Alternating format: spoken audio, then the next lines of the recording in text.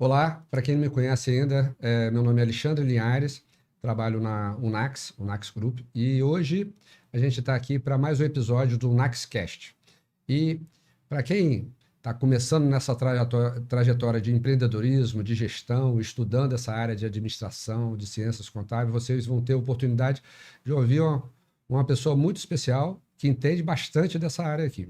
Então, será que contabilidade presta ou não presta, serve para alguma coisa ou não serve? Isso aí será respondido.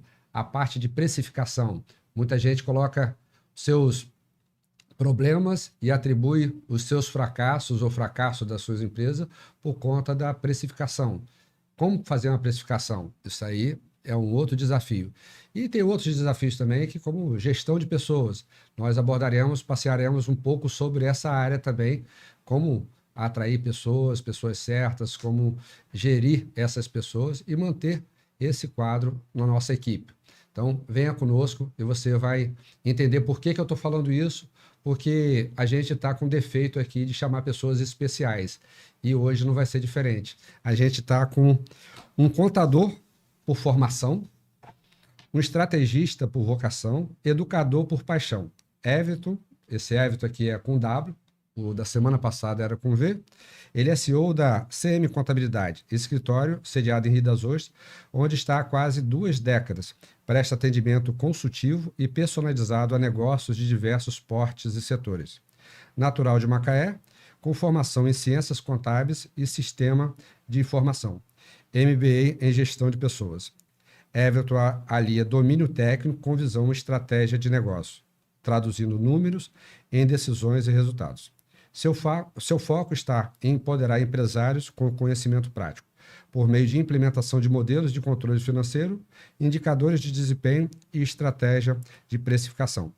É um profissional que entende que educar é tão importante quanto calcular. Por isso, também lidera programas de capacitação e educação financeira empresarial, tornando a gestão acessível e aplicável.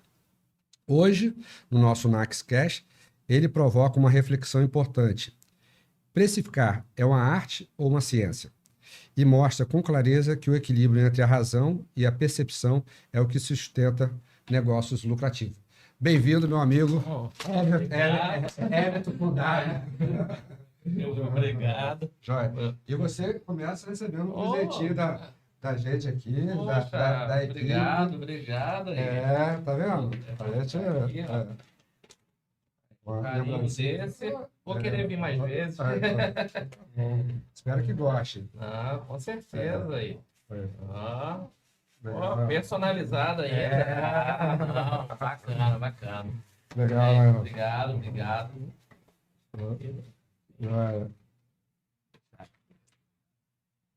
Bom, Alexandre, eu que agradeço, né, o convite, especialmente sabendo que você é um empresário influente na nossa região, podendo convidar tantas pessoas, você me chamou, então obrigado por essa oportunidade aí. Nada, que isso.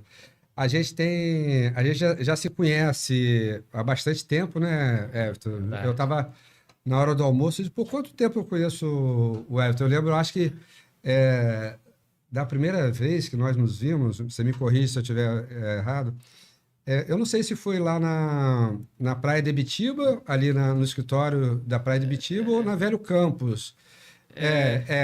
Eu tenho mais de uma década, eu acho. Isso é certo. Que tem mais de uma década, isso é certo. Porque pelo menos há 10 anos eu já não estou naquele endereço. Então. É verdade. Aqui a gente já está. Então, há 10 anos eu já não estou no endereço.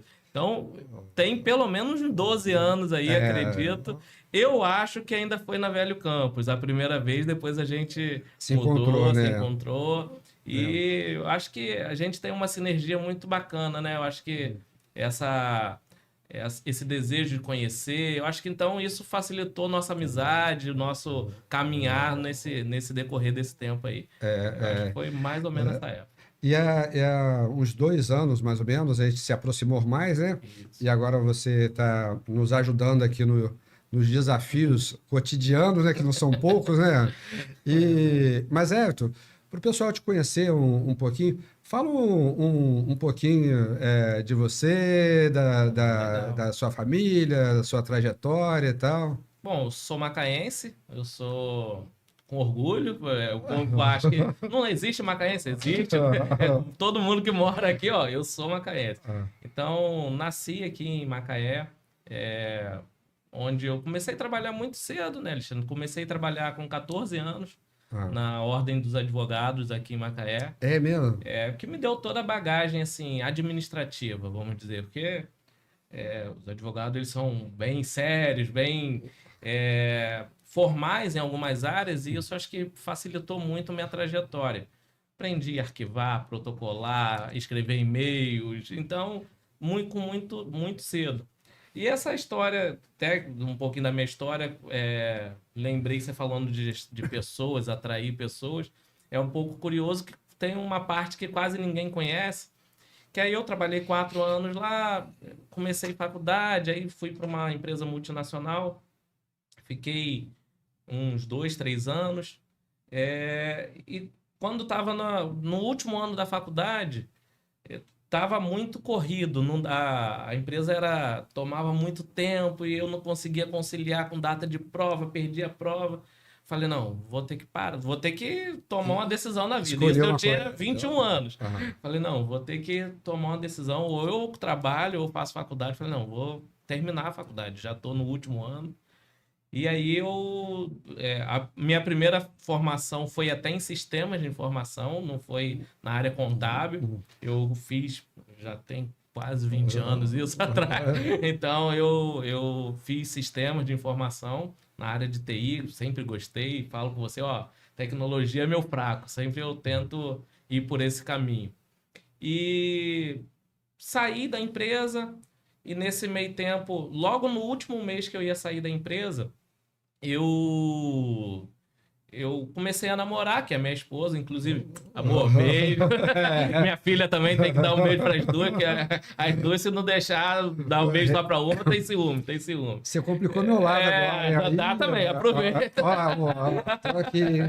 Aproveita. Então, assim, comecei a namorar no último mês que eu tava na empresa ainda, e aí saí da empresa e falei, dá para ficar uns 2 meses em casa, porque eu tô com rescisão, tem seguro-desemprego.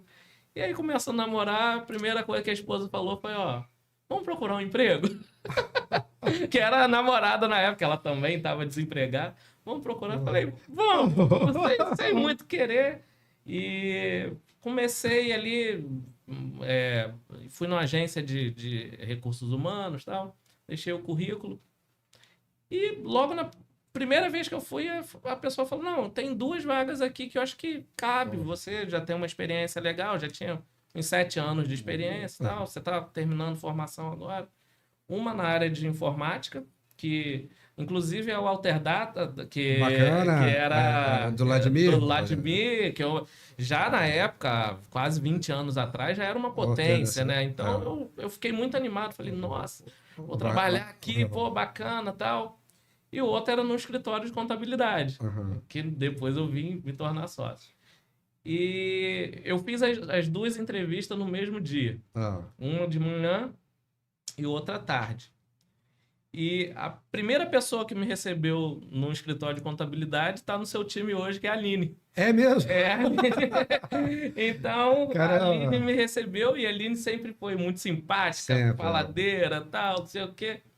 E lá no Alterdata foi legal também a recepção, mas foi mais formal, né? A empresa era maior e tal.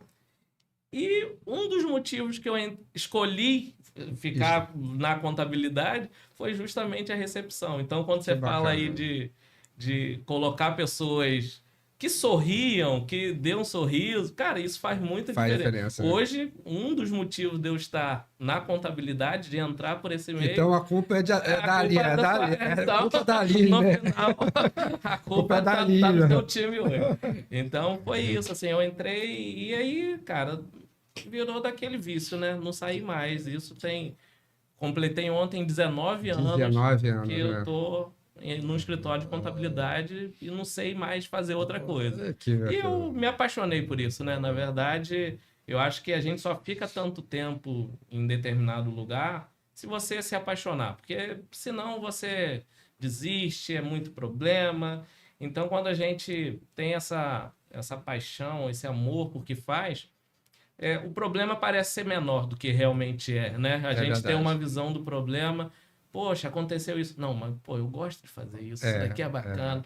Então você volta no outro dia, toma uma pancada aqui, levanta, mas é a questão do propósito, né? Claro. Eu acho que quando a gente tem um propósito muito seguro e firme, é muito difícil você se desmotivar. Então, a contabilidade foi esse caminho que eu falei, não, é isso que eu quero fazer daqui para frente. E há 19 anos eu tô aqui. Que bacana, que bacana. Você falou uma coisa que o seu xará, Hélito, falou semana passada também, que é do propósito, né?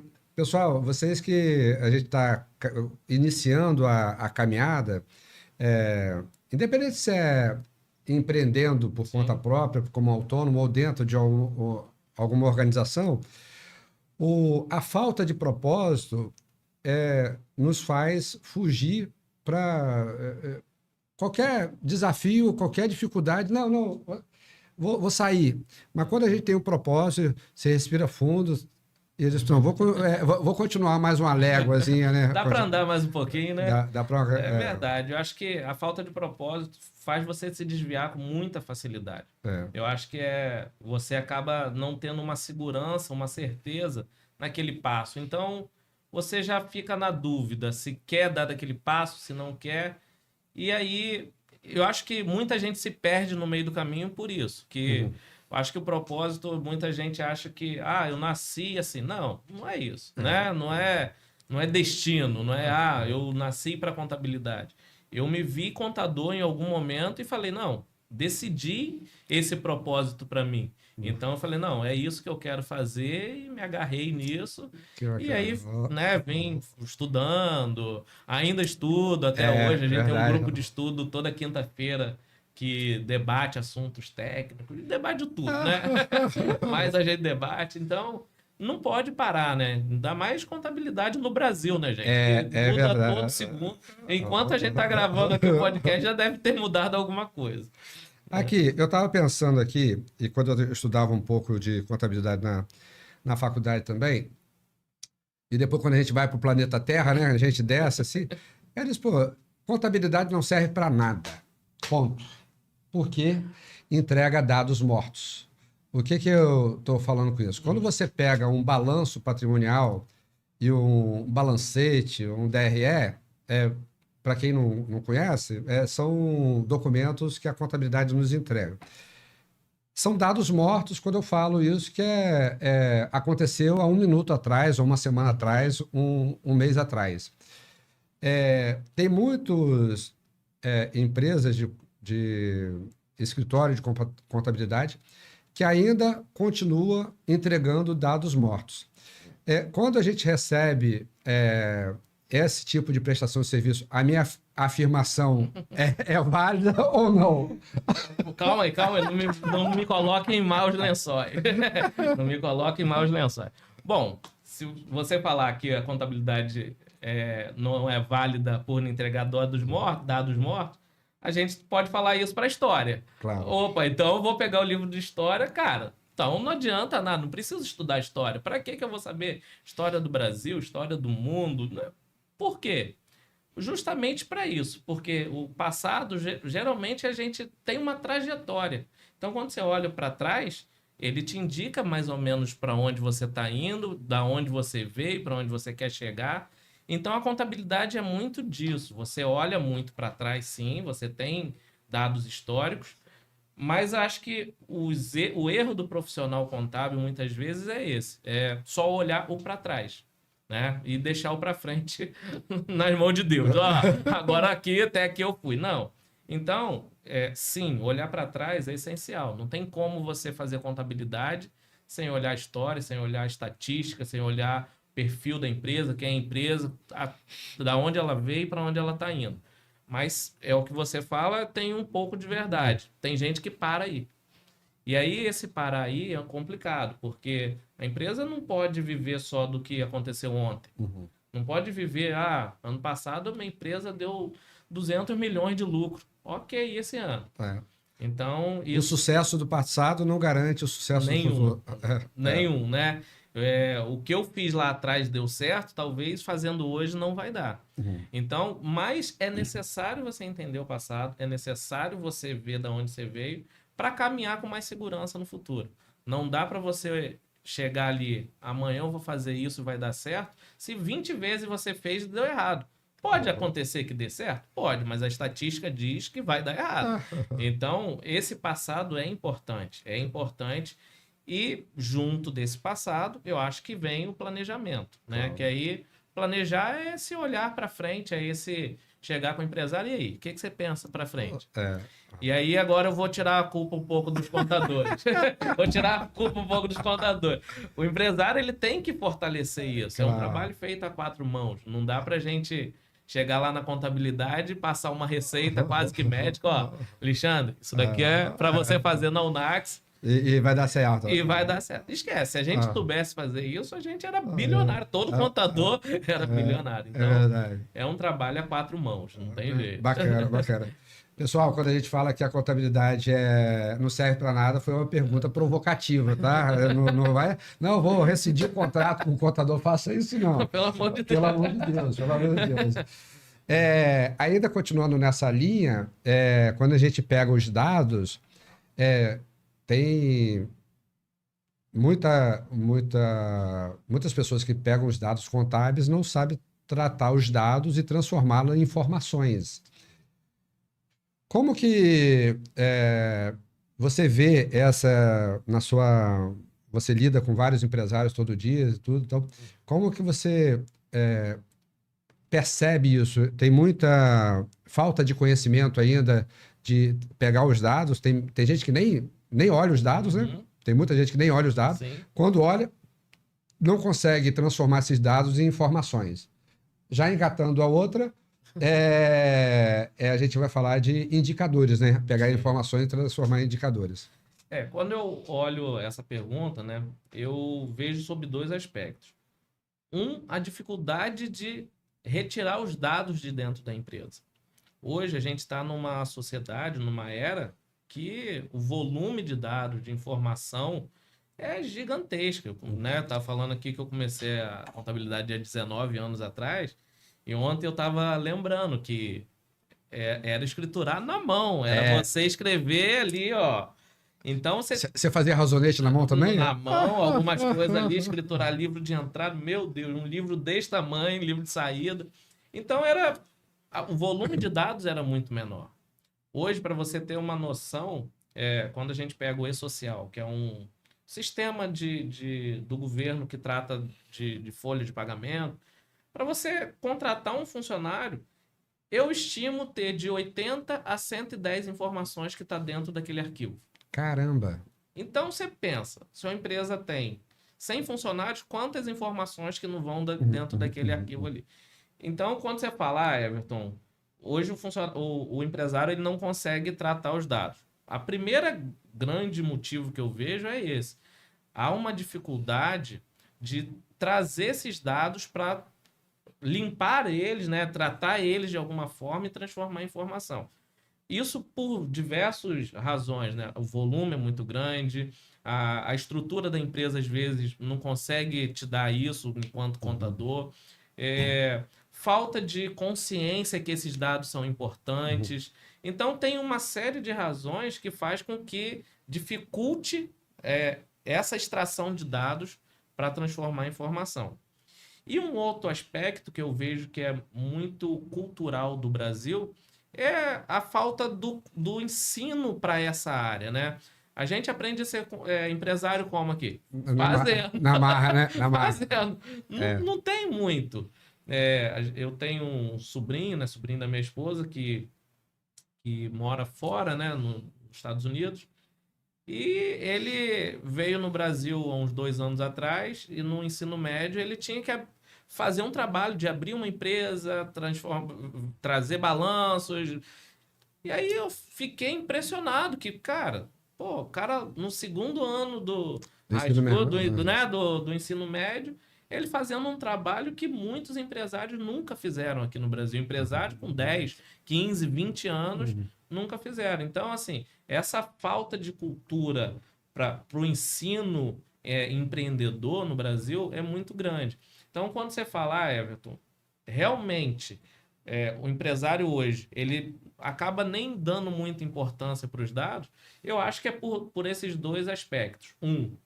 A dificuldade que se tem. Eu acho que os contadores, eles pecam no sentido de não tratar a base.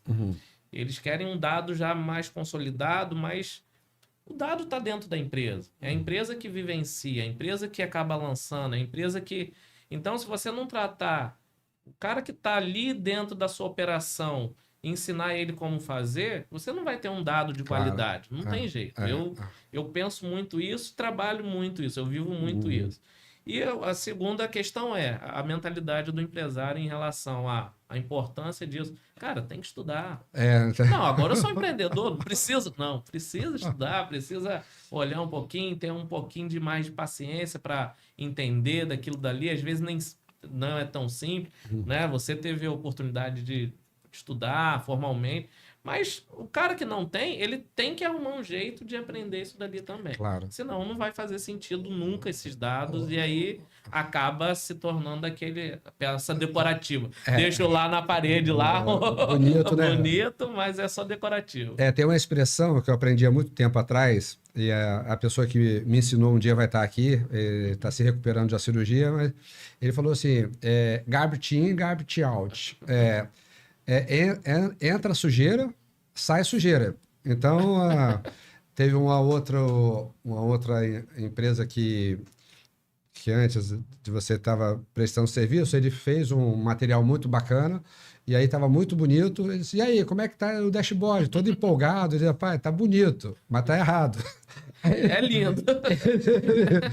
Ele ficou frustrado pra caramba, tal, porque tava muito bacana mesmo, mas eu bati o olho e vi uma coisa lá e estava errado. E aí, então, esses dados que trazem para... a gente pode tomar uma decisão totalmente equivocada, baseado nos dados que se transformaram em informações. E assim, quando a gente tem dados e informações, a gente tem alguns indicadores, né? Você pode citar dois indicadores que você acha, que você entende que é crucial para a gestão? Então, quando falo indicador, eu acho que não há empresa igual a outra, né? Acho que a empresa, quando a Receita deu o nome de pessoa jurídica, ela acertou muito, porque é uma pessoa mesmo. Pode botar as mesmas pessoas fazendo a mesma coisa, mas não vai ser o Nax, né? Vai ser uma outra empresa, porque não vai ter você lá, não vai... Então, assim, quando a gente fala de indicador, eu acho que depende muito da área onde a pessoa atua, depende muito do tamanho da empresa, depende muito da condição do sócio de analisar. É lógico, tem indicadores que eu acho que são mais importantes, como margem de lucro. É essencial. Uma empresa vive para dar lucro. Sem lucro. Então, esse dali, não tem como você tirar isso da empresa e falar, não, eu estou trabalhando aqui, tá ótimo, mas não estou vendo minha margem. Cara, esquece. Se você não tem uma margem aceitável, se você não tem pelo menos isso, porque o que salta aos olhos é o faturamento, né? Claro. Faturamento, meu Deus, estou faturando 1 bilhão agora. Tá, sobrou quanto? Cara, não consegui comprar um cachorro quente. Não adianta nada, né? Não adiantou de nada. Então, assim, a margem é muito mais essencial do que o faturamento. Inclusive, eu até falo com alguns empresários que, quando a gente vai estabelecer metas para algumas coisas, que tem metas de resultado e metas de esforço. O faturamento, ele às vezes é uma meta para alcançar um faturamento legal, é uma meta de esforço. Mas o resultado não é o faturamento, né? É igual, eu vou dar um exemplo. Quero perder 10 quilos, isso dali é meu resultado. Ah, mas qual é o esforço que eu vou fazer para 10 quilos? Vou ter que ir 3 vezes na academia, 4 vezes. Então, as metas de resultado e esforço, elas andam juntas. Mas não necessariamente que você vai cumprir um determinado esforço, que é o faturamento, que você vai ter o resultado. Então, tem gente que, eu quero perder 10 quilos, vou 3 vezes na academia, então fui. mas o seu resultado não chegou, você não perdeu os 10 quilos. Você pode alcançar o mesmo resultado com esforços diferentes, né? Exatamente. Tem um raciocínio que se você tem uma margem de 10%, você está faturando 100 unidades monetárias, 100 mil, 100 reais. E aí você tem um lucro ali de 10 reais. Poxa, eu quero aumentar o meu lucro para 12 reais. Então eu disse, caramba, eu tenho que vender... Então, se são 10% que eu tenho de margem, eu tenho que vender 120 para ter o mesmo resultado, passar de 10 para 12. Mas você pode alcançar o mesmo resultado se você economizar 2 reais de despesa. Então, não, 2 mil, 2 reais, 2 unidades monetárias e tal. Então, isso aí é muito bacana que você está trazendo para ter clareza para a gente, assim, de qual é o resultado que eu quero. Sim. E aí, esse resultado pode ser por 2 caminhos totalmente diferentes. Um né? esforço muito diferente. Muito né? diferente. Porque, às vezes, para você alcançar 20 unidades, 20 mil de receita a mais, é muito mais difícil do que você economizar 2 mil. Então, o caminho é diferente. Então, assim, margem é um indicador essencial. E fluxo de caixa, porque quando a gente vê o tripé que sustenta a empresa, é venda, fluxo de caixa e margem. Não tem. Se um dos 3 cair, cai a empresa. Se você não tem margem, logo você não vai ter vendas, logo você não vai ter fluxo. Se você não tem fluxo, você não tem operação, não tem... Acabou. Então, o tripé que mantém uma empresa de pé é margem, fluxo e vendas. Então, quando a gente não tem isso... E aí, lógico, a venda... aí, vamos partindo para o comércio, né? Se você tem um indicador... Um ticket médio no comércio eu acho que é uma boa indicador que você tem que ter, porque isso dali mostra muito como está a performance né, de vendas. Faturamento, cara, tem que ter, não tem jeito, né? Claro. Não dá para você abrir mão. Mas esse não precisa nem falar que todo mundo controla. Esse dali todo mundo vê fácil. E no serviço você já tem outros indicadores. Custo por mão de obra, né? Pô, se eu invisto R$1 no meu funcionário, quanto que ele me retorna? E eu tive fazendo uma análise de um cliente, uma consultoria recente, tem uns 2 meses, e às vezes eu sou portador de más notícias, né? Às vezes eu tenho que chegar e falar, não tá legal, né? Faz parte da minha função. E aí ele falou, não, tô vendendo, tá assim, tá bom, tá, não sei o que. Eu falei, eu não tô vendo isso. Porque quando eu peguei a DRE dele, o custo com mão de obra, né, com equipe, altíssimo. Então, tipo assim, ele tinha 1,50 de faturamento para R$1 de... Falei, cara, não vai dar.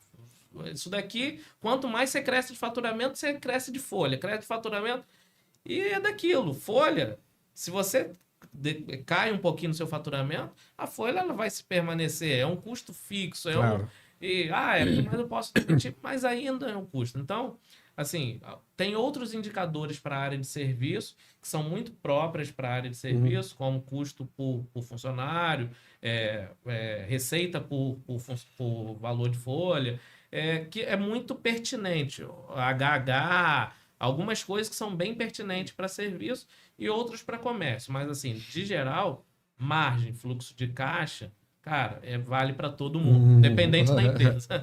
Bacana. Tem uma... eu não sei se você sabe o que é ROIP. É ROIP. É retorno sobre o investimento de pessoas. Então, quando você tem uma empresa, uma das estruturas são pessoas. E aí, isso que o Everton acabou de falar poxa, como que eu vou calcular o ROI? ROI de um equipamento. Eu vou comprar um equipamento de R$10, ou R$10.000, ou 10 milhões de reais. Qual o retorno sobre o investimento? E se eu contrato um contador, qual o retorno sobre o investimento daquela equipe? Então, tem fórmulas de se calcular isso. Então, empresa de serviço, é bem importante calcular o ROIP, R-O-I-P. E o outro indicador que eu acho muito bacana, que eu fico com a lupa sobre ele, é o caixa, né? O caixa tem que ter. Você entrou na empresa, tá com caixa? Poxa, beleza, não quer, assim, bacana. Não tem caixa. Por quê? Quando você não tem caixa, é porque o caixa, ele que faz a operação, ele faz a manutenção da operação. A operação é que consegue. Eu tenho que pagar a luz, preciso de dinheiro, eu tenho que passar o funcionário, tenho que comprar água, tudo precisa de caixa. Então, um indicador muito importante para qualquer empresa é o caixa. Fica de olho no caixa. Eu estou faturando para caramba, estou vendendo para caramba, mas não sobra dinheiro. Você já ouviu isso? Hein? Todo dia, né? E é a grande guerra da operação com o financeiro, né? O financeiro, não, mas eu vendi, eu fiz isso, o comercial tá lá bombando e tal. E o financeiro, não, pelo amor de Deus, para com tudo, que não tem R$1 pra gente começar o dia de amanhã. Então, essa visão de lucro e caixa, o empresário tem que ter. E o caixa não pode deixar morrer. Porque é o que você falou mesmo.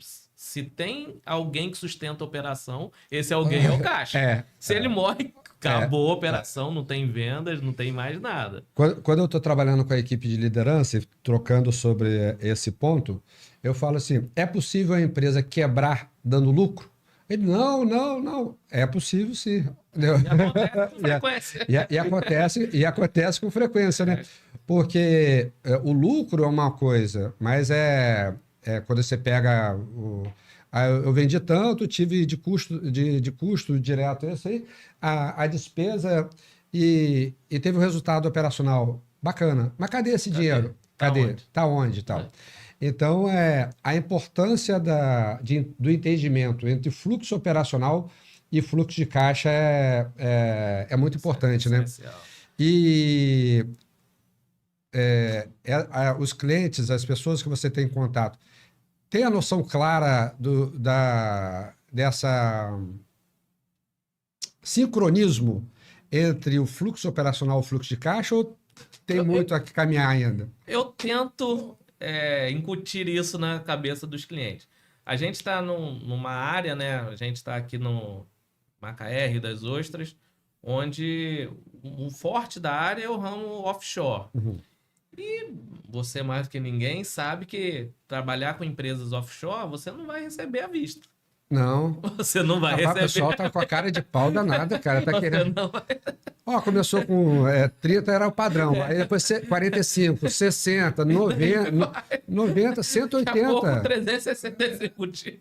E aí vai. Então, assim, as pessoas que é do ramo offshore já entenderam agora como esse prazo, esse ciclo financeiro está ficando cada vez maior, que o caixa é importante. Porque antes ele tinha uma janela de sobrevivência de 30 dias, falei, beleza, mês que vem eu tô cheio do dinheiro e tal. Daqui a pouco já não era mais mês que vem, era mês que vem mais 15 dias. E aí, não, ainda dá para segurar 15 dias, não vai fazer tanta diferença. E daqui a pouco era 60 dias. Aí 60 dias já começou, poxa, eu conseguiria segurar um mês, agora 2 já tá complicado e tal. E agora a gente já tá em alguns casos 90 dias. 90 dias. E aí 90 dias você fala, poxa, eu já tenho que me planejar melhor. Porque se eu vou vender o cara já fica com medo de vender. Claro. Por quê? Se ele vende 1 milhão, cara, ele vai ter um custo em cima disso. E esse custo, geralmente, é muito mais rápido de acontecer do que a receita que vai vir para o caixa. Então, hoje, o mercado forçou os clientes a entender esse sincronismo entre operação e fluxo de caixa. Mas, ainda assim, a gente vê muitos casos, principalmente os clientes menores, né? Uma padaria, que não tem muito essa visão ainda, que vendo no crédito é igual, eu ganho dinheiro. Cara, mas você vai ganhar o dinheiro daqui a 30 dias. Não, mas eu ganho. Ok, mas você vai ter que gastar hoje, ou você já gastou há um mês atrás e você só vai receber daqui a 30 dias. Então, a gente trabalha isso, né, nos clientes, mas é uma guerra diária, né? É uma guerra diária. Não dá para falar assim, resolvi. Não, todo dia vai ter alguém que fala, não, eu vendi bem, tá ótimo. Eu vou até pular uma pergunta aqui, deixa quieto essa pergunta aqui, vai provocar mais um cadinho. Mas outra também é provocativa. Ué. Contador, é custo ou investimento? Eu tenho certeza que é investimento. Pelo menos eu. Não, tudo na vida pode ser custo e investimento. Depende do retorno que ele vai te trazer. Legal. Né? Então, casamento é custo e investimento. Depende de quem. Com quem que você está casando? Não sei. Então, no meu caso é investimento. Amor, de novo. Então, assim, tudo na vida pode ser custo, pode ser gasto e pode ser investimento. Bacana. Gasto é pior ainda. Porque custo ainda faz parte de uma possível receita no futuro, tá? Vinculado a alguma coisa que pode te trazer, mesmo que não te dê lucro, mas vai te trazer alguma receita, né? Entendi. Pô, comprei esse microfone aqui, cara, vendi, tomei prejuízo. Mas o custo dele tava ali na minha receita. Pior é o gasto, né? Que vai embora, né? Que vai embora.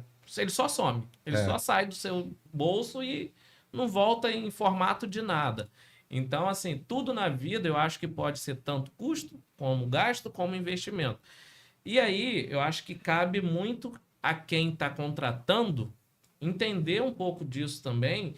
E aí, essa questão do ROI, de todas essas métricas, estudar um pouquinho e falar, cara, eu estou botando 10 aqui, tá me retornando alguma coisa? Uhum. Pô, tá, me retorna 11, 12, mas me retorna alguma coisa. Tá me retornando 8, pô, beleza, né? Mas eu acho que aí a gente volta um pouquinho lá quando a gente falou dos dados. A pessoa não sabe se é custo ou investimento porque ela não tem dados, ela não tem noção daquilo está trazendo de volta para ela, de benefício, em que formato daquilo, porque às vezes nem é só o benefício financeiro, né? Benefício financeiro ele é fácil de medir, é número, mas às vezes te traz uma tranquilidade que fala, cara, não, eu quero ter um contador bom, ou um advogado bom, ou um médico bom. Cara, médico me traz benefício? Cara, ele pode não me fazer nada durante 10 anos, mas o dia que eu for e o cara resolver meu problema, para mim já valeu. Já valeu, né? Já valeu. Então, acho que é muito por esse aspecto. Muitas vezes, a gente vai ter ali um custo que vai ficar anos ali sendo custo, mas o dia que precisar dele, cara, o cara tá lá, me deu essa segurança, então vale a pena. Mas vale para tudo isso. É verdade. Quando eu formulei essa pergunta, eu lembrei Tem muito prestador de serviço na área em todas as áreas, né? Mas a gente está falando mais especificamente da área contábil, que são emissores de guias, né? Entendeu? Emissores de guia. Então, eu entendo que uma empresa que se predispõe a emitir guias simplesmente se resume ao serviço de contabilidade a emitir guias. Eu falo assim, eu aprendi também com um amigo que assim, qualquer macaco bem treinado faz isso, né? Tem que fazer uma guia do INSS. Jogou os dados lá, o computador pula a informação e você paga aquela guia. Então, nesse segmento de prestação de serviço, eu entendo que é gasto, nem é custo, né? É gasto. Porém, quando a gente tem uma prestação de serviço com outro tipo de empresa, de pessoa jurídica que entende que a contabilidade não se resume a entregar dados mortos e se prestar uma assessoria contábil, que é essa na caminhada. Sim. A gente está fazendo um trabalho muito bacana com a sua ajuda aqui de educação, até a mim mesmo e a nossa equipe, processo educacional, para que a gente consiga extrair os dados corretos. Então, isso aí investimento, né? Eu vejo como investimento. Então, você fica tranquilo quando você vem aqui, eu te encaro. Que bom. Já estava até na dor, não fazia? Será que ele está pensando? É um ótimo investimento. E tem outra coisa, pessoal, que assim, ele falou da parte monetária, né? Quando a gente vai fazer o investimento, tem um aspecto monetário, que ele diz, eu tenho um prestador de serviço que cobra 100 e outro cobra 80, ou cobra 50 e tal. Isso é a parte monetária. E a parte não monetária? Como mensurar, né? Então, tem assim, eu falo que tem a remuneração monetária e não monetária, né? Então, tem investimento monetário e não monetário. Porque quando a gente está conversando sempre, aprendo alguma coisa contigo, e isso aí não tem preço. Entendeu? O conhecimento. Será que não tem preço? Aí vamos ver a questão do preço. A gente vai chegar lá, calma aí. Você já liga pulando nas perguntas aqui e tal, isso aqui. Aqui, você falou, assim, você estudou sobre gestão de pessoas, né? Sim. E ontem na noitinha lá, eu fui encontrar no restaurante um amigo, o Fernando, a namorada dele e tal, e tava um outro empresário revoltado. Não, porque não existe gente, não sei o quê e tal, que a gente vive no... Aí o outro, o processo educacional e tal. Eu disse, caraca, tá. Pô, e aí, assim, como que é essa brincadeira de gerir pessoas? Entendeu? Eu vou citar um professor da pós, esqueci o nome dele, desculpa, mas ele vai saber que é. Ele fala, ó, quer coisa fácil? Vai lidar com física quântica. Vai lidar com física. Isso daí é fácil. Quer lidar com gente aí, ali é difícil. Ele fala, com quantos graus ferve a água? 100? Hoje ela ferve quanto? 100. Amanhã, 100. Daqui a 10 dias, 100. A pessoa, hoje ela ferve 100, amanhã ela pode ferver 80. Tem dia que ela já vem fervida de casa. Então, tipo assim, lidar com gente não é uma ciência nada exata. Nada exato. Mas é algo que eu sou apaixonado por fazer, porque é através das pessoas que a gente tem os nossos resultados, né? Claro. A gente não consegue fazer sozinho. Talvez um cara consiga ir até um determinado ponto sozinho, mas ele sempre vai estar muito limitado. Sempre ele vai ter um teto muito baixo. Claro. Então, o grande segredo é você fazer com que as pessoas façam aquilo que tem que ser feito da melhor forma possível e olhando para o mesmo lugar que você está olhando. Isso nem sempre é fácil, né, Alexandre? Por mais que você tenha habilidade de comunicação, por mais que sua empresa tenha cultura, chega um dia, cara, que o cara tá lá, não tá bem e, cara, contamina todo mundo e dali fica um... Então, assim, eu particularmente acho que a falta de conhecimento na gestão de pessoas leva muito empresário a quebrar mais do que a falta de conhecimento no financeiro. Caramba. Eu particularmente vejo isso, entendeu? Repete isso aí, por favor.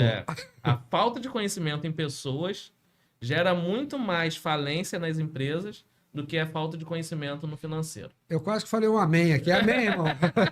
Quase. Sabe por quê? Você hoje, para lidar com o financeiro, você tem vários recursos.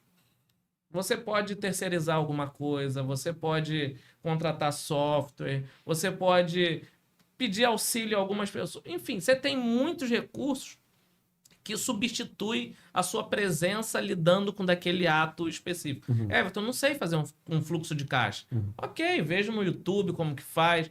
Agora, eu não sei como que o João tá hoje. Eu vou ver no YouTube como que o João tá. Não dá. Você não vai achar. Não dá. Até porque, mesmo que você tenha daqui um vídeo, quando você pesquisar, ele já mudou. O João já não tá. Quando você vai voltar, vou lidar com o João. Ih, o João já mudou. Vou ter que ir no YouTube. Então, assim, quando a gente lida com pessoas, não tem manual, não tem conhecimento que você vai buscar em algum lugar que você vai ter certeza que vai resolver. E você precisa das pessoas. Então, um caminho é você estudar sobre gestão, lógico, que vai te dar uma base, uma noção de o que você pelo menos não pode fazer, né? Ó, isso daqui você não faz, pelo amor de Deus. Mas ele vai te dar uma base também legal de intelectual de você falar, cara, pô, será que o fulano não tá precisando de uma ajuda minha? Será que realmente preciso trocar? Será que não sou eu também que tenho algum ponto que eu tenho que melhorar? Porque na relação de gerir pessoas, ela é bilateral, né? Claro. Você não é só faz. Não, o cara tá lá, vou fazer, mas e aí? Você? Então, você também se posiciona muitas vezes para ajustar esses detalhes. Então, acho que é muito mais difícil gerir pessoas do que gerir dinheiro. Dinheiro, você botar lá R$10 aqui, ele vai ficar aqui até alguém mexer. Pessoa não vai. Então, assim, na minha visão, assim, de 19 anos lidando com empresário, quase que todo dia, todo dia, praticamente, para todo dia. Às vezes, mais de uma vez, 2, 3 empresários um dia. A dor maior é gerir mesmo. Claro. É gerir mesmo.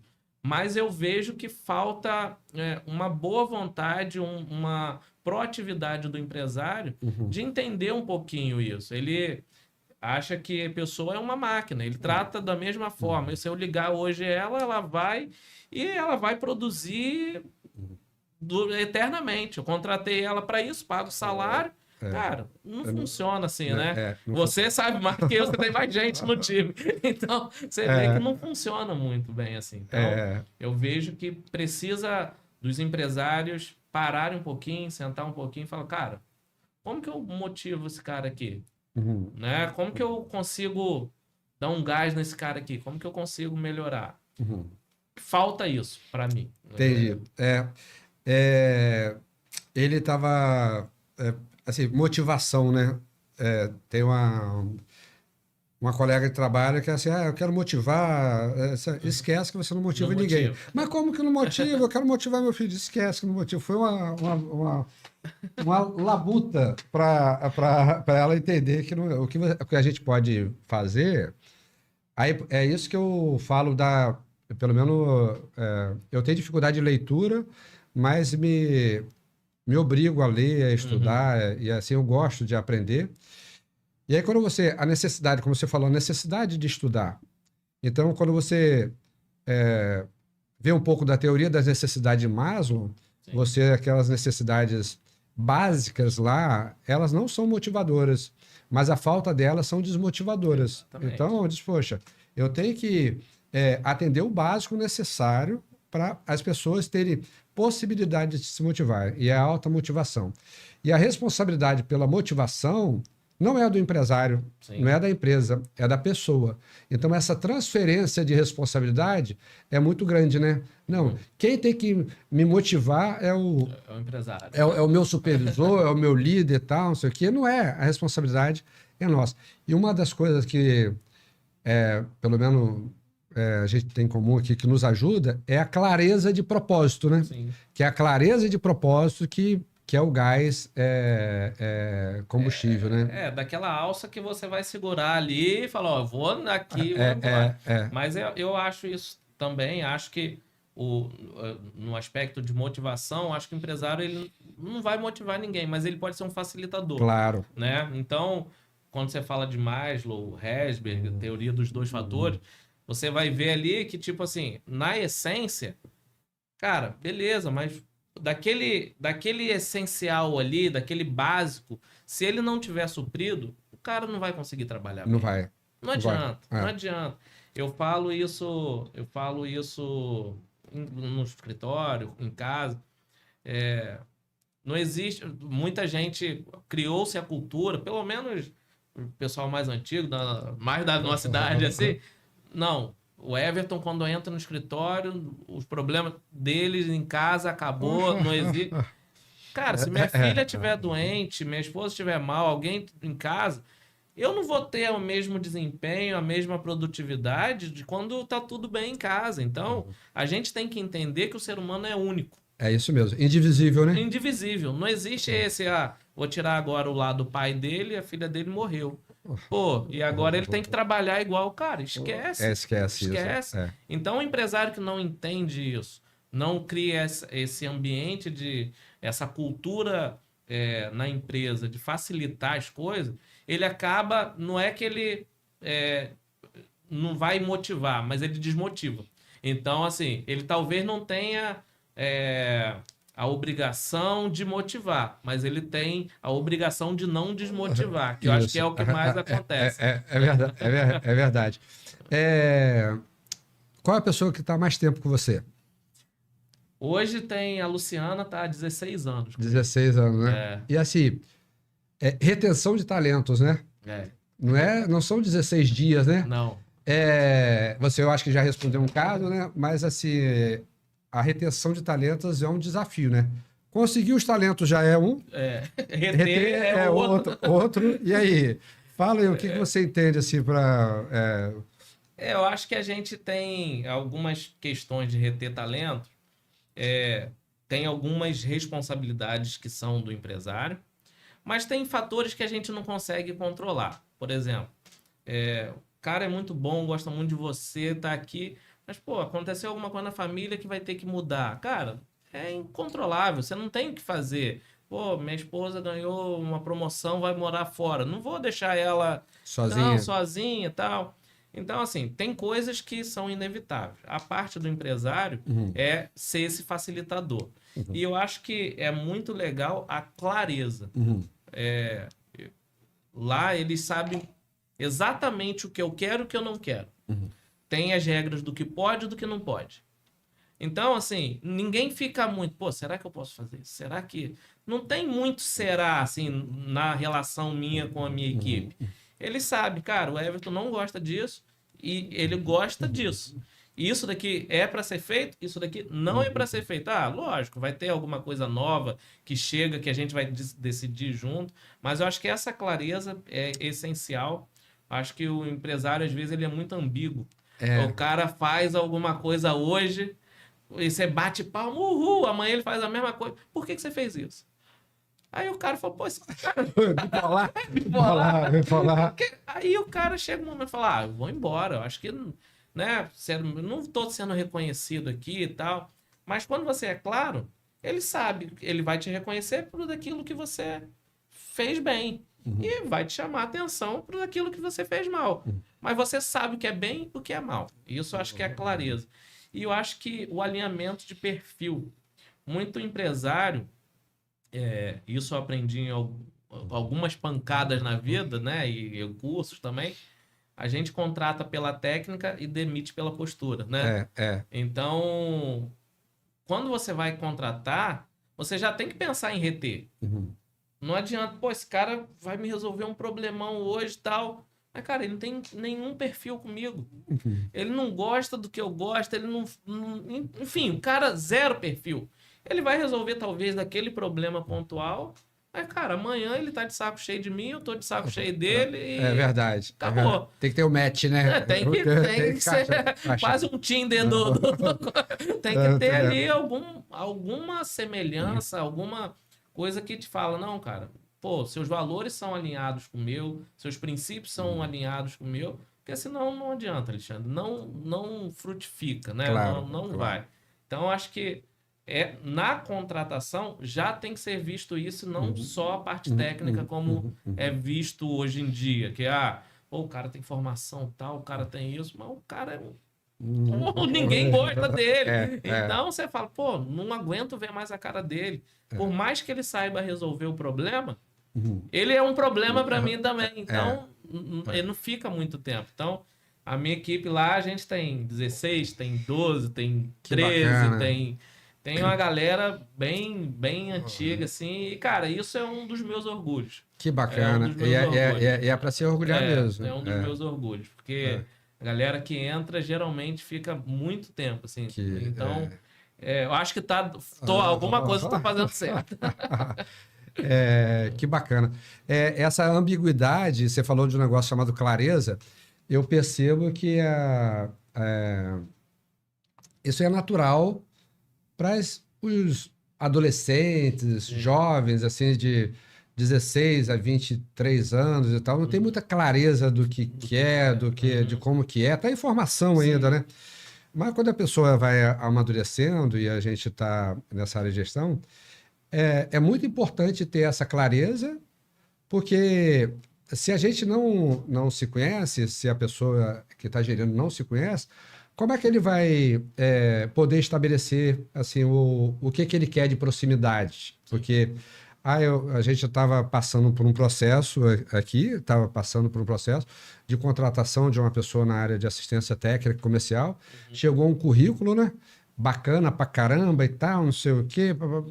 E aí eu orientei a nossa amiga da área de RH. Eu disse, faça o seguinte, referências comerciais. Pega o telefone, uma coisa simples.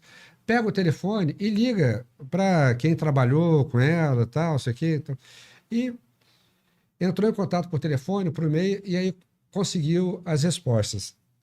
E a pessoa disse, olha, é uma pessoa boa tecnicamente e tal, mas tem dia parece bipolar, entendeu? Tem dia que chega de um jeito, tá do outro tal, não se relaciona muito bem com os colegas e tudo tal. Imagina se nós não tivéssemos pegado o telefone e ligado. Quanto tempo nós levaríamos para descobrir isso? Meses a fio, ou anos, não sei o quê. Qual o custo disso? E o custo disso aí. Então, entender isso é muito, é muito importante. E saber qual é o nosso perfil também é outra coisa importantíssima, porque se a gente for almoçar, todo dia eu acho que vai ser legal, porque a gente tem papo pra caramba e tal, a gente se gosta. Imagina se um antipático, uma pessoa Sim. antipática e tal, não dá. E a gente convive mais com as pessoas que trabalham conosco do que com a nossa família, né? Joia, parabéns aí por esse feito, né? Por esse feito. Processo. Tem, assim, vamos falar de processo. Independente do segmento, a gente, para melhorar os resultados, eu sempre falo que tem um tripé, né? Pessoa, produto e processo, né? Produto, nesse caso aqui, é a estrutura, pessoas e o processo. Quando a gente começou a empreender, quando você tinha os seus livros contábeis lá, de razonete, de entrada e de saída e tal, a capacidade produtiva era pequena. Sim. Então, o escritório de contabilidade para atender 10, 20 empresas, você tinha que ter quase 40 pessoas para atender 20 empresas. Hoje, você me corrige aí, você atende mais de 120 empresas. Sim. Com a equipe muito reduzida. Pode ensinar o pulo do gato aí? Assim, como é que é a mágica aí, cara? Todo dia, ó, chicote, mentira. Tá igual o pessoal da China, do Japão, né? Do Japão. Você viu? Não bateu. Vou implementar isso agora. Só começa de vendas, assim, chicote. Não, mas assim, como eu falei, eu gosto muito de tecnologia.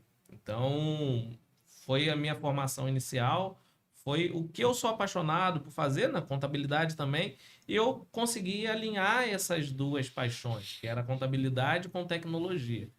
Então, produtividade, ela tem alguns itens que são essenciais para você manter alguém produtivo. Um é dar a ferramenta certa, porque o cara quer que o cara, né, capine algo e dá um martelo. Cara, não tem como, né? Aí, pô, o cara passou um dia e não fez nem 1 metro. Então, assim, dar ferramentas, eu acho que é um caminho de produtividade. Mas aí você tocou na questão do processo. Uhum. O processo, e aí eu vou talvez abrir uma questão aqui que seja um pouco polêmica. O problema do processo, para mim, é que quem cria o processo, ele tem uma cabeça só legalista. Vou explicar. Tem que apertar um botão todo dia, tal. Criou um processo, tá bonito, e daquilo dali. Só que a empresa é um organismo vivo. Verdade. A empresa é um organismo vivo. Daquele botão talvez nem tenha necessidade mais de apertar daqui a 2 dias, mas a gente fica... Não, tem que apertar, Alexandre. Se você não apertar daquele botão, o processo não anda. Mas, cara, não tem mais sentido apertar daquele botão. E aí a gente vai minando a produtividade. Então, quando a gente cria processos que tem o fim só no processo, é o processo pelo processo. Eu criei um processo, agora tá tudo lindo, daqui a 50 anos eu tô com o mesmo processo. Cara, não existe isso. E aí, obriga o cara a fazer algo que não tinha necessidade de fazer por causa do processo. E, na verdade, deveria ser o contrário. O processo ele teria que ser reinventado a cada vez para olhar, cara, será que a gente tá fazendo é o melhor jeito? E aí tem essa máxima. Nunca que eu tô fazendo é o melhor jeito. Sempre tem um melhor. Claro. E as pessoas param nisso. Minha empresa tem processo. Eu tenho ISO 9001, eu tenho não sei o quê. Minha empresa toda tem processo. funciona. Aí pronto. Aí dá daquele baque no empresário de falar, bom, a gente tá indo, tá, mas não funciona tão bem. Então, assim, quando a gente fala de produtividade, ferramentas, eu acho que é essencial, ainda mais no mundo de inteligência artificial, de tecnologia super avançada. A gente está instalando uma inteligência artificial lá no escritório agora para atendimento. Hoje a gente teve uma reunião sobre isso. O povo falou, meu Deus, será que ela vai atender melhor que eu? Vou estudar mais para competir com ela. Falei, então estuda, porque a inteligência ela tem bastante inteligência. Então, dar ferramentas melhora muito a produtividade. Mas gerir bem processos não é só ver se ele está acontecendo do jeito que deveria. É se daquele processo realmente tem necessidade de acontecer daquele jeito. Então, acho que isso é um caminho de você estar com a produtividade sempre em alta. Eu acho que é legal. Bacana, cara. Eu tô lembrando aqui, você está falando de procedimento e tal, o professor Marins, ele... estava na entrevista com o Jô Soares e tudo tal, ele foi fazer uma consultoria numa empresa, e aí você viu? Aí entrou no portão, o guardinha lá, o porteiro, disse, não, quando o senhor sair, o senhor vem assinado aqui e tal. E ele, não, tudo bem e tal. Aí ele foi lá no presidente, conversou e tal, passou 1 hora conversando com o presidente, 2 horas e tal. Aí voltou e esqueceu de pegar a assinatura, né? Não, só para sair você tem que ter a assinatura do homem. Tem que ter a assinatura do homem, senão eu tenho que arquivar e tal, não sei o quê. Não, mas para aí, mas para quê? Aí ele disse, poxa, tem que voltar lá. Ele disse, meu Deus do céu, tem que voltar. Aí ele voltou, chegou na portaria, como um brasileiro, né? Pegou a caneta, fez o chamegão lá, e aí voltou. Eu encontrei com o homem ali na recepção, e aí, toma aqui. Ah, não, muito obrigado, pode sair agora. Tal. Ah, uma curiosidade. Aí ele perguntou uma coisa, para que serve isso? Não sei, eu só cuido de pegar com a assinatura. Mas é para quê? Não, meu arquivo aqui já tem uns sacos aqui e tal, já solicitei um armário para arquivar os papeizinhos assinados e tal, isso aqui. Então é muito isso, né? E o cara estava cumprindo um processo. Estava cumprindo o processo, servia para nada, mas estava lá. Então é bem isso, né, cara? É bem isso. A gente revê a todo momento o que a gente está fazendo, né? É o famoso melhoria contínua, né? Verdade. Melhoria contínua. Melhoria contínua. O Everton, a gente teve junto também no DPM, né? Verdade. Para quem não conhece, DPM é um projeto, nasceu no nosso coração, chamado Dividir para Multiplicar, que a gente vai pessoalmente no auditório e compartilha um pouco disso que a gente está compartilhando. E a gente convidou o Everton, e aí você falou de um tema, no mínimo, inusitado, né? Provocativo, né? Provocativo, né? E aí eu pergunto a vocês, quem paga imposto, é possível pagar imposto e ser feliz? Esse aí era mais ou menos o tema da sua palestra, né? Verdade. Foi... Obrigado, obrigado, Henrique. Valeu, Henrique. Obrigado. Obrigado, Henrique. É um tema... no mínimo inusitado, né? No mínimo inusitado, mas foi para provocar. Lógico que ninguém gosta de pagar imposto. Isso daí é unânime. Só que é possível pagar imposto da melhor forma possível, né? Que você pagar dentro de uma legalidade, tudo correto, mas o menor valor. Então, isso foi o que a gente tentou trazer de uma forma mais leve, né? De um pouco mais bem-humorada. Mas a ideia central é essa. Eu acho que as empresas brasileiras como um todo, ela pagam um imposto muito acima do que deveria, por falta de conhecimento contábil. Verdade. Então, a empresa... Você é o quê? Sou do Simples. Beleza, então vou embora, sou do Simples, é o melhor. E o cara tá pagando lá 16%, 17%, 20% de imposto, mas sou do Simples. Ele só começa a sentir dor quando afeta o caixa. E aí, quando afeta, poxa, tô sem dinheiro. Da onde que eu posso resgatar? E aí, daquela história que você falou. Eu não consigo vender mais. Eu cheguei no limite e é muito esforço para eu vender mais 20 mil, mais 30 mil no mês. Então, eu tenho que olhar para minhas despesas e economizar. Só que isso, o cara já está com 5, 6, 7, 8 anos de empresa pagando imposto indevido, ou não indevido, mas assim, maior do que poderia estar pagando se fizesse algo da forma correta. Então é onde a gente trabalha muito, a gente tenta ficar junto dos nossos clientes e abrir os olhos para esse sentido. Cara, dá para fazer melhor, né? Dá para você economizar, dá para você sair dessa maré que você tá... Dessa areia movediça, né? Tô só me afundando. Então, dá para você fazer melhor. É lógico que nem sempre é fácil, né, Alexandre? A gente sabe que o sistema tributário brasileiro é um sistema muito complexo. E toda essa complexidade, eu acho que está ganhando um novo contorno com a reforma tributária. Que a gente... O pouco cabelo que me resta tá caindo com essa reforma. Então, assim, a gente está aí estudando semanalmente. Eu estou colocando os times fiscal, contábil, DP, tudo para pegar muito firme nisso, porque com certeza será um diferencial de águas, né? Vai ser um diferencial, quem souber navegar por esse caminho... Um divisor de águas. Né? Porque quando a gente fala de uma carga tributária que a gente tem alta, se a gente tiver 1% a mais, cara, talvez quanto isso vai representar de mortalidade das empresas.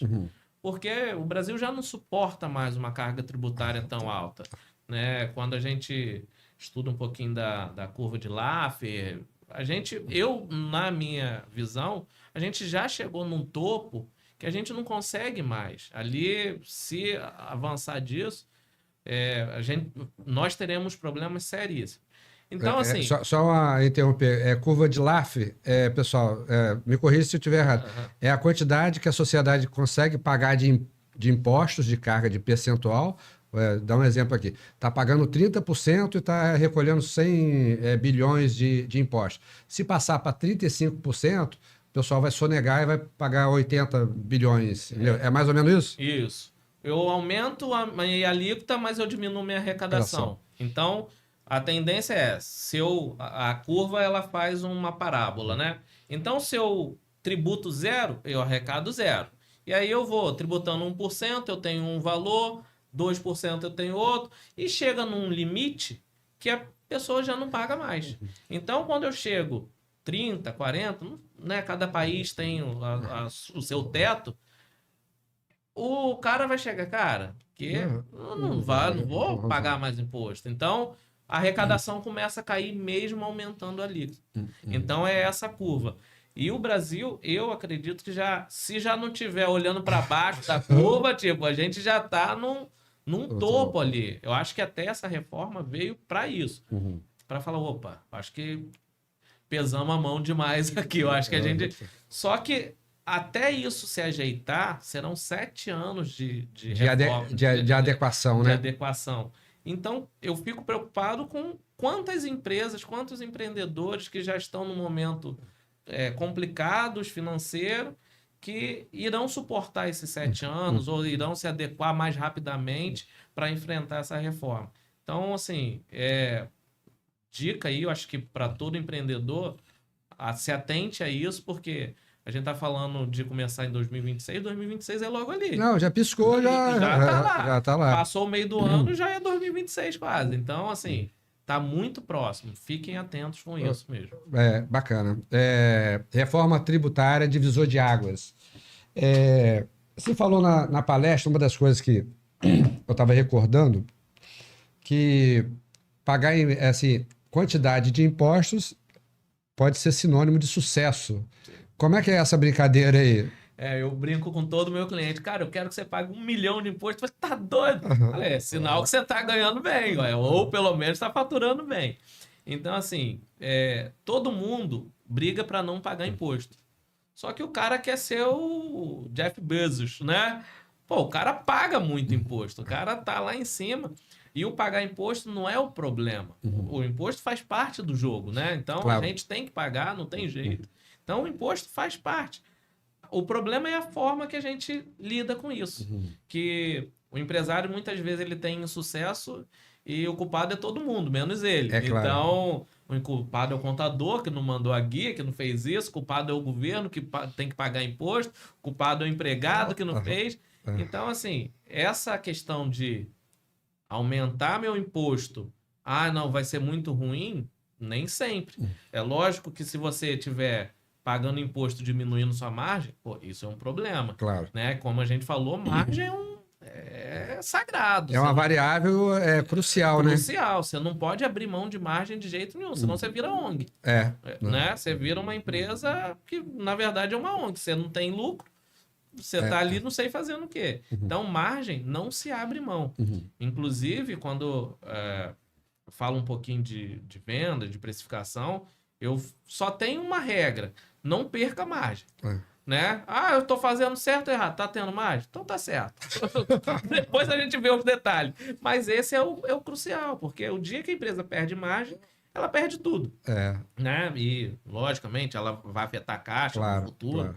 Então, quando a gente fala de carga tributária, a gente tem que entender o seguinte: o quanto eu pago de imposto, se tiver condizente, congruente com a minha margem, cara, tá ok. Tô pagando 1 milhão, minha margem tá lá em cima, tá tudo bem. O problema é quando a carga começa a aumentar e a margem começa a diminuir. Aí esse desencontro que causa o estresse, causa a dor do empresário de chegar lá doido. Pelo amor de Deus, faz alguma coisa. Mas, no geral, assim, isso daí não pode deixar acontecer para tomar uma decisão. Isso daí é o caso da gente que você falou.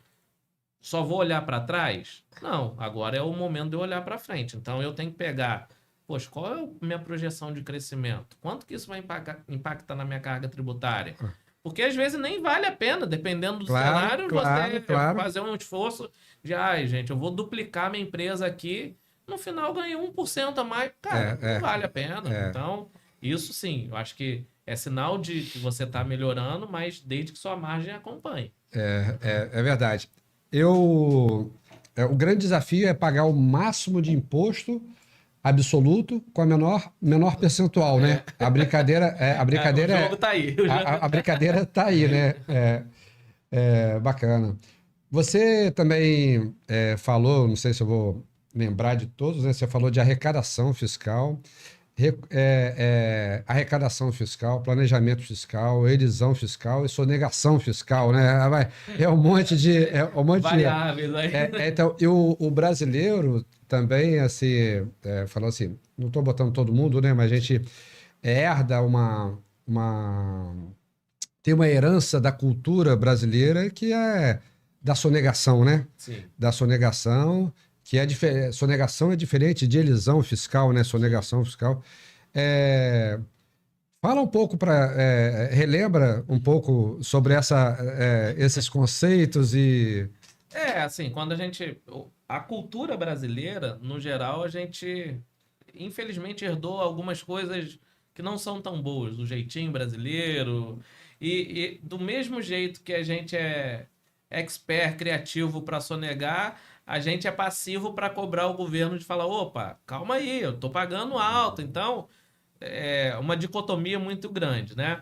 Então, o brasileiro, ele vai querer ou tende a querer sempre a pagar o mínimo possível de imposto e, às vezes, ele abre mão da legalidade, né? A gente sabe disso, então, assim, não é legal, não é nada interessante isso por vários motivos. E o motivo principal você bota medo nos seus clientes? Cara, eu falo não. Eu simplesmente falo, se você tem como pagar menos da forma correta, você pagar menos sonegando, isso daí chega a ser uma... idiotice. Eu não ia falar que você é meu cliente, mas você que falou. Então, se eu tenho um caminho A, que me garante todo o cenário, né? E aí vem planejamento tributário, entendimento da legislação tributária e tal, com conhecimento, com estrutura, fazendo da melhor forma possível. E tem o caminho B, que eu vou chegar no mesmo resultado percentual ou alguma coisa, mas fazendo tudo errado, Cara, não é discutível se você segue o A ou o B. O problema é que muitas vezes o cara só tem o caminho B. Ele não consegue enxergar o A de, poxa, eu consigo reduzir aqui. Algumas dicas simples, tipo assim, essa classificação fiscal tá certa? Às vezes uma classificação fiscal, cara, te dá uma diferença mostrou. diferença. A gente lida aqui com bastante CMS. E às vezes, poxa, essa classificação aqui tá errada.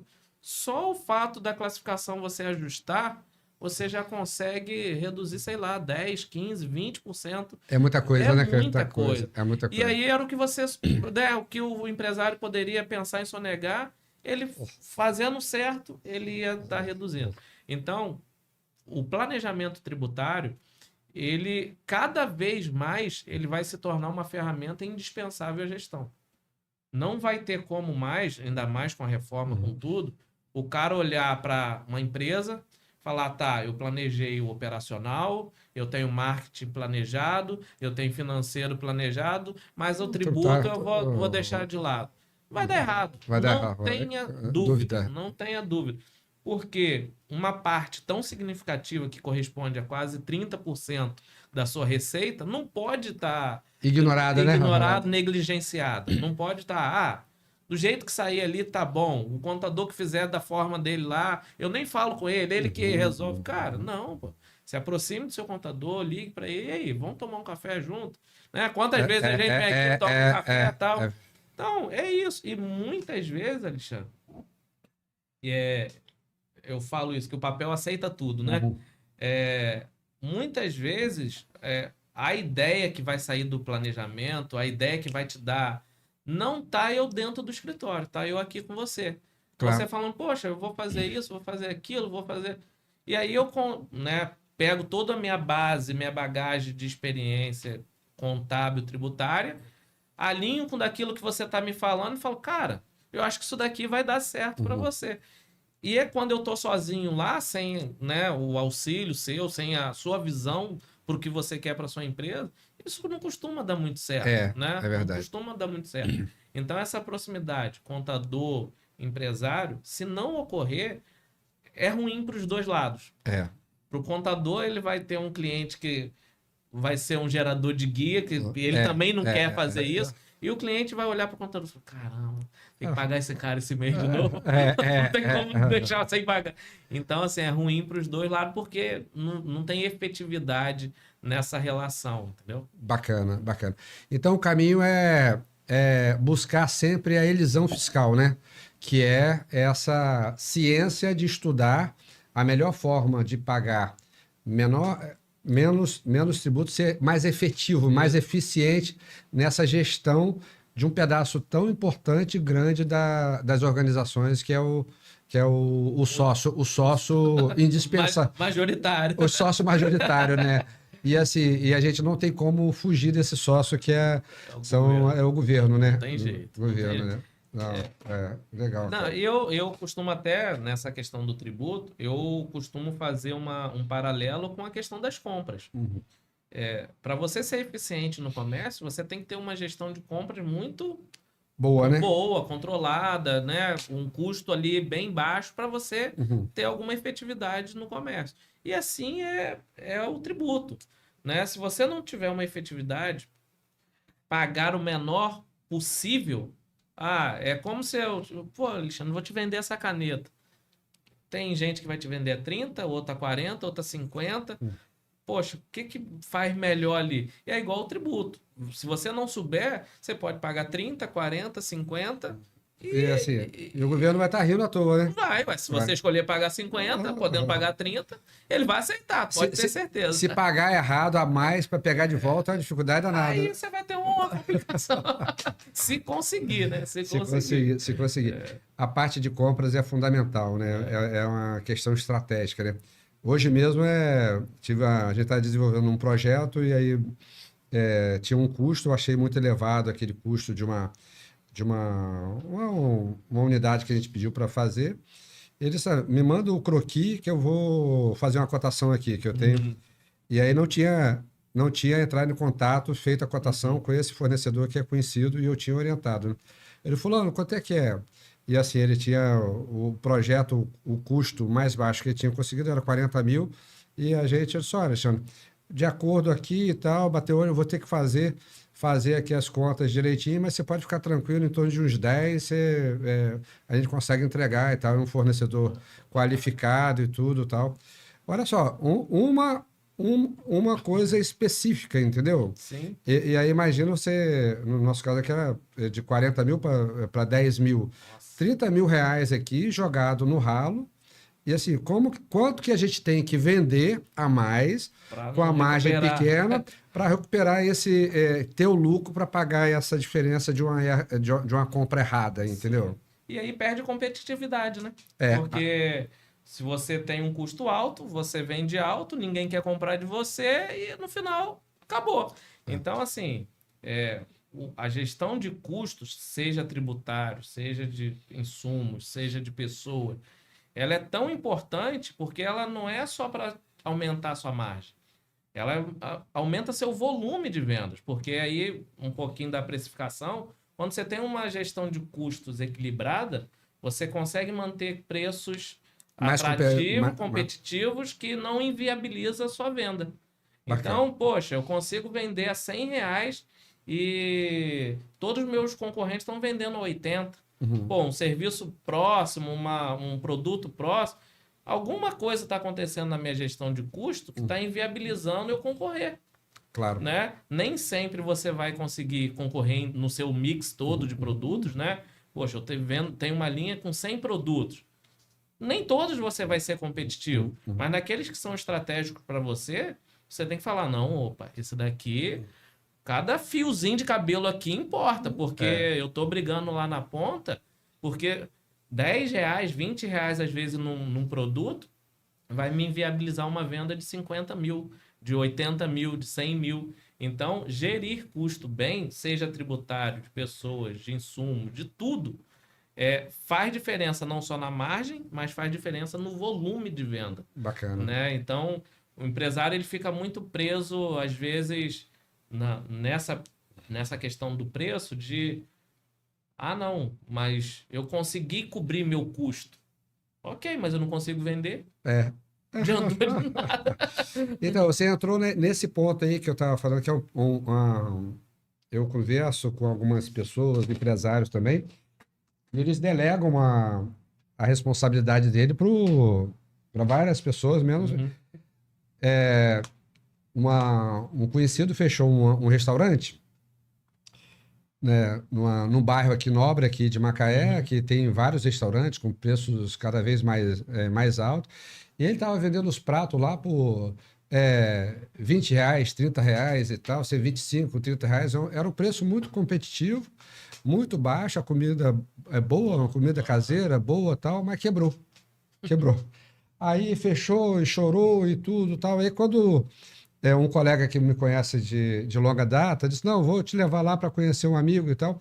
E a gente começou a conversar, já não dava mais. Já tinha ido pro brejo e tal, isso aqui, e acabou fechando. Preço e valor. O que você entende o que é o preço e o que é valor? Eu falo lá no escritório que preço é aquilo que fica, valor é aquilo que vai. Vou explicar. Você vai comprar um carro. Chegou na concessionária, então a etiqueta lá, ó, 150 mil esse carro. Preço é daquele valor, daquele quantidade de dinheiro que você deixou ali naquela concessionária. Você deixou o preço ali dentro. Os 150 mil, deixou ali. E o que você levou para casa? E aí você levou o valor. Pô, daquele carro é confortável, daquele carro é seguro, daquele carro tem uma potência bacana, é bonito. Então, esse é o valor que você leva. Então, preço nada mais é do que um número na etiqueta, né? Kotler fala muito isso. Preço é um número na etiqueta. Agora, valor é o benefício que você leva. É o benefício que o seu cliente percebe. É o benefício que ele paga por isso dali, mas ele está levando algo que vai ser além do dinheiro para ele, né? Então, quando a gente vai comprar alguma coisa, a gente não está só trocando moeda. Estou trocando 100 mil por um carro. Não, estou trocando 100 mil por conforto, por qualidade, por desempenho, por segurança, por várias questões, né? Então, quanto maior é o preço, mais valor, em teoria, você vai levar para casa. E o inverso também é proporcional. Se você tem um preço menor, às vezes, a segurança talvez não vai ser tanta, a qualidade não vai ser tanta, a preço de revenda não vai ser tão bom. Alguma coisa de benefício você vai deixar lá também. Algum valor você não vai conseguir trazer para casa. Claro. Então, preço e valor, ele está muito nisso. Preço é esse número. Valor é aquilo que você percebe, aquilo que você fala, não, cara, pô, valeu a pena eu ter investido tanto nesse carro. Ou pode ser qualquer produto. Estou dando um exemplo de carro aqui, mas pode ser qualquer produto. Pô, bacana. Então, preço é o que fica, valor é o que vai. Preço é o que está na etiqueta, né? É isso. Tem uma definição, Kotler, para quem não conhece, é o papa da área de marketing, né? Kotler, é muito bom esse cara. Eu não sei se eu aprendi dele que assim, o preço é simplesmente a expressão monetária de um produto ou um serviço. Então, isso, o número na etiqueta, né? E tem o preço psicológico também, né? Que é assim, quando tem uma caneta que vale 5 mil, um relógio que vale 50 mil. Então, o custo dele não compõe isso, mas o valor percebido para... Sim, uma exclusividade, uma questão de marca, status. Então, tem várias formas de precificar, né? Então, entrando um pouquinho só nisso, tem essa precificação psicológica que é a batatinha do McDonald's, né? Que às vezes não só nessa questão do valor agregado ser muito exclusivo, mas daquela preço âncora, que é um preço psicológico. Você vende uma batatinha por R$10, mas R$1 você dobra o tamanho. Então, ele não quer vender a outra.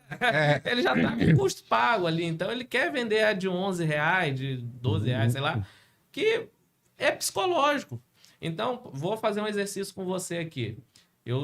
Vou vender um produto, você não sabe o que é, não sabe os benefícios, não sabe nada. Vou te vender. Você precisa comprar ele, senão você vai ficar com a cabeça de empresário. Já não vou comprar. Esse preço que eu vou te passar, tem um produto classe A top, é R$1.000. Ele tem tudo completo, bacana. Tem um produto intermediário que, cara, é muito bom, tem quase tudo que o completo tem, faltando algumas coisinhas, é R$600. E tem um basicão lá que, cara, anda tal, mas não é tão bom assim, não tem tudo tal, falha em algumas coisinhas que é R$500. Qual a tendência de você comprar? Comprar de 600. Isso se todo mundo que viu aí falou a mesma resposta. E eu não disse nem o que produto é. Aí por isso que você fala que é psicológico. Por quê? Eu não precisei falar do que é vender meu produto. Eu estou vendendo um copo, estou vendendo um microfone, um relógio. Você automaticamente, você fala, eu vou comprar o de 600. Claro. Pô, se eu tenho um top, que é 1.000, tem um mais ralé, que é 500, e um intermediário, que é 600... Poxa, eu tô fazendo negoção, cara. Pô, tá doido? Né? Tô ali... E às vezes é isso que o empresário quer que você sinta mesmo. Então, a regra das 3 opções, né? Das 3 opções. Ele te induz a escolher um que ele quer vender. Então, é um preço psicológico também. E aí tem várias formas de fazer esse preço psicológico. Né? Quando você compra um telefone que vale R$20.000, pô, o custo dele não vale daquilo. É a exclusividade, é o status, é a marca. Então, tudo isso que influencia na questão do preço. Estamos falando de preço, né? Preço, valor e tudo. E aí, quando você chegou aqui, você estava cansado de um lado, do outro, o dia corrido. E a minha última reunião foi com um pessoal de fora, lá de Houston, que está querendo entrar no Brasil. E a gente está namorando já tem um tempo e agora já assinamos o NDA e tudo, a gente está... NDA é um acordo de confidencialidade. E eles compartilharam conosco o preço de venda, o preço de venda para nós, e a gente tem que fazer o cálculo para colocar no mercado. Aí, esse grupo tem alguns americanos e algumas pessoas brasileiras, né? E aí eu fiz as matemáticas todas que você sabe, e aí do valor aduaneiro, tem do imposto de importação, do IPI, PIS e CONFINS e tal. Aí depois, quando tem o lucro, tem o CSLL, mais imposto de renda e tal, sei o quê.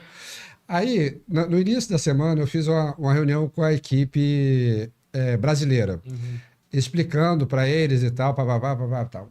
E não, para aí, eu vou dar uma ajeitada e tal. Eu sabia que ia dar BO, cara, porque pra gente já é complicado. E aí, eles se limitaram ao conhecimento do markup. Sim. E aí eu estou usando o conceito de margem.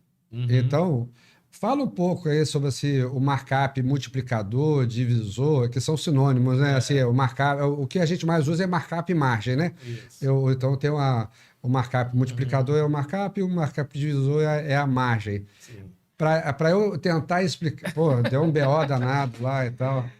Markup nada mais é que é um fator, né? Um fator de multiplicação mesmo.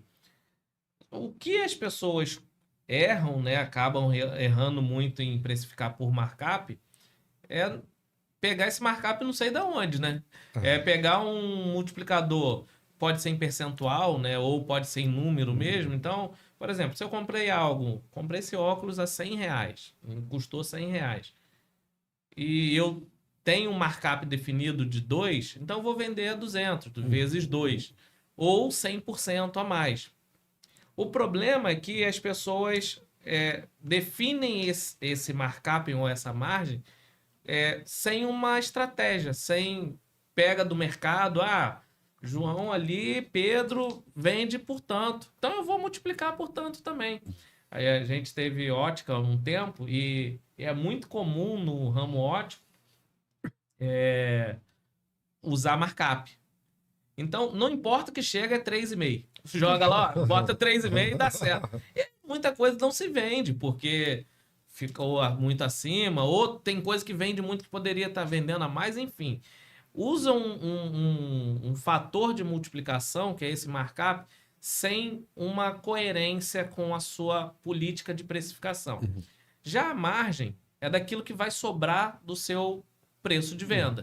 Então, sem olhar todos os outros custos, quando a gente vende algo que custou 100, vendeu por 200, eu tive uma margem de 50, ou seja, R$100 custou e R$100 me sobrou.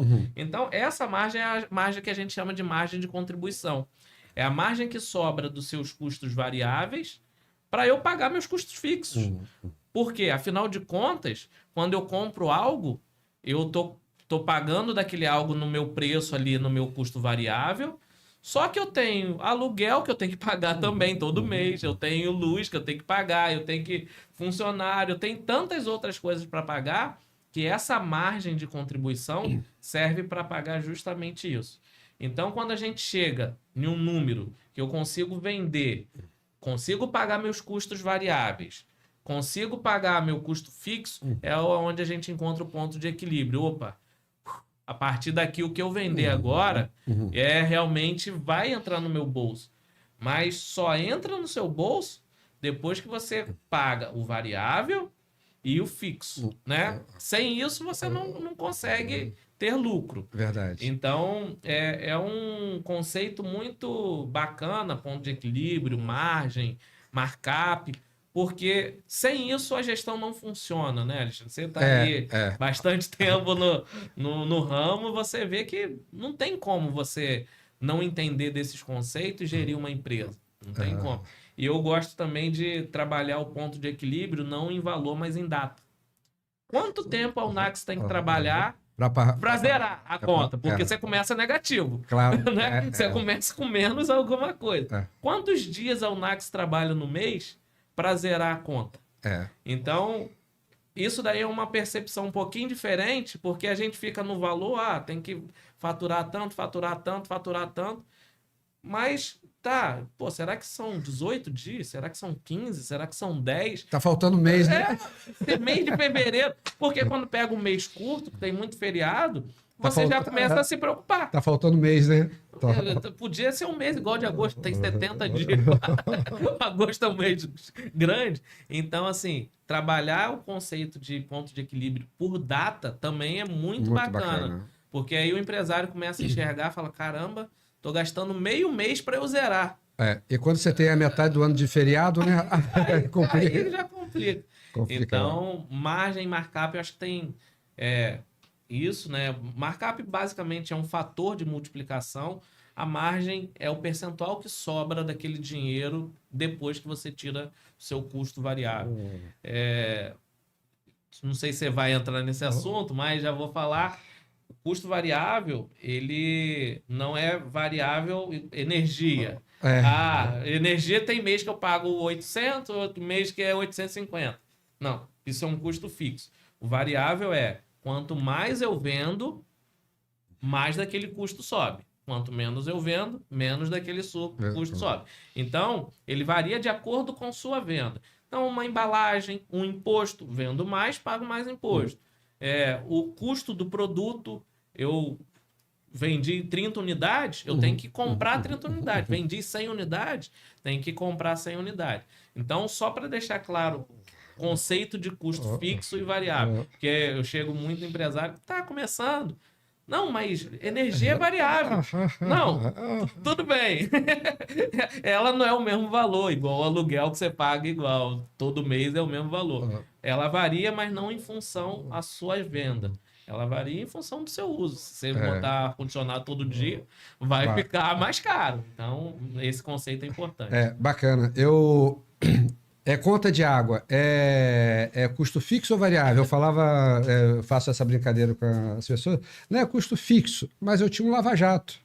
Se no meu caso lá, assim, usava aquilo dali como insumo para o processo. Exatamente. Então, tudo que está ligado no processo de vendas, na produção, é variável. E aí a gente faz a brincadeirinha.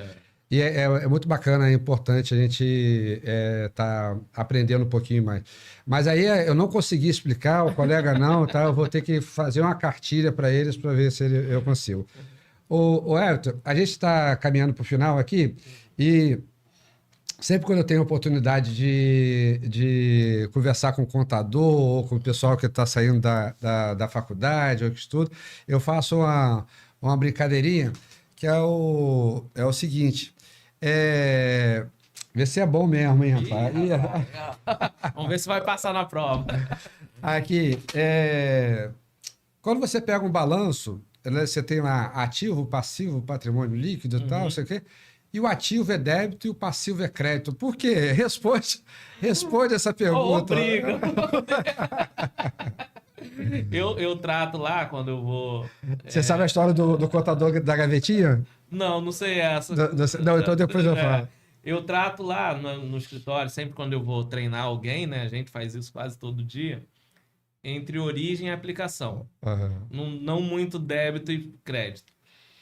O dinheiro, a contabilidade, ela serve para algumas funções. Uma delas é entender o caminho que o dinheiro faz, né? Então, o dinheiro, uma empresa ela começa como? Sai dinheiro do bolso de alguém, que esse alguém é um sócio, e entra na empresa. O tal do capital inicial, né? Capital inicial. Qual é a origem? Origem é o bolso do cara. Qual é o destino? Qual é a aplicação? Na empresa. Então, como que eu vou... O que eu debito, o que eu acredito? Você acredita sempre a origem, debita sempre a aplicação. Fica mais fácil de entender. Saiu do bolso dele... acredita. É o contrário do que o banco faz, né? Aplicou, debita. Então, sempre vai ter essa característica. Mas esse conceito de débito e crédito confunde muito. Inclusive, quando eu entrei no mundo contábil, cara, foi difícil de entender. Caramba, por que debita aqui? E aí, quando a gente olha o banco, faz daquela função, mas ele está olhando pro cenário dele. Claro. Né? Então, quando é débito pra gente, é crédito para ele. Quando é crédito pra gente, é débito para ele. Então, ficou um pouquinho mais fácil de entender, mas não é tão fácil de explicar, não, mas a gente consegue. Não, mas conseguiu, você ganhou uma estrelinha, ganhou uma estrelinha. Assim, é porque quando o capital inicial sai do bolso do sócio e aí empresta para a pessoa jurídica, que vai para o caixa ou para o banco, Sim. Então o ativo é devedor da pessoa, do sócio, da pessoa física, entendeu? O crédito está com o sócio. O crédito está com o sócio, né? E aí a historinha que é do contador lá, o contador trabalhava muito tempo, mas todo dia ele chegava, tinha aquela gaveta que tinha a chavinha, ele abria a gaveta, fechava, trancava. E todo mundo do escritório era curioso. O que ele abre e fecha todo dia? E tal, e foi envelhecendo e morreu o velhinho. A primeira coisa que a galera fez, abriu assim, ativo é débito. Para lembrar. Para lembrar a vida toda. Querido, obrigado aí pelo seu tempo, você compartilhar um pouquinho da sua pessoa conosco aí e compartilhar com as pessoas que estão nos ouvindo e espero que a gente esteja junto mais vezes aqui. Com certeza, eu que agradeço, Alexandre. Foi um momento muito bacana. É meu primeiro podcast que eu gravo, né? Apesar de ter feito algumas palestras, algumas coisas, nesse formato. E aí eu tava brincando com o pessoal, será que você vai ficar nervoso? Eu falei, eu converso com o Alexandre quase todo dia.